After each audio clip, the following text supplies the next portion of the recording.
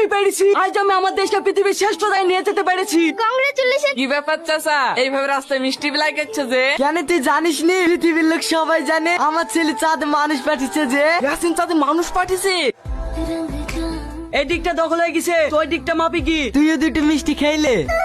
না না, আমি মিষ্টি খাবো না, তোমার মিষ্টি ওদেরকেই খাও। আমিও চাঁদে যাবো, তাদের জায়গা দখল করে এসি তোমার মতন এই দুটা দিন মিষ্টি খাবো না, আমি সবাইকে বিরিয়ানি খাবো। ইয়ে আবার কি পাগল রে, বলে কিনা চাঁদে যাবে। মা মা, তুমি তাড়াতাড়ি ব্যাগ ট্যাগ গুলো প্যাক করে দাও, আমি চাঁদে যাবো। কিনে কদিন আগেই যে চাঁদপুর থেকে বেরিয়ে আসলি, আবার খালার বাড়ি কি করতে যাবি? আরে ও চাঁদপুরে না মা, ওই আকাশের চাঁদে।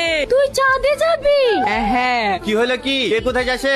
আব্বা আমি চাঁদে যাচ্ছি, উইনের বিল লেগে যে টাকাগুলা গুছিছো সেই টাকাগুলা দাও, আমি রকেট বানাবো। তোর কি মাথাটা খারাপ হয়ে গেছে নাকি? তাতে কোনোদিন যাওয়া যা? তুমি দেশের খবর কিচ্ছু জানো না আব্বা।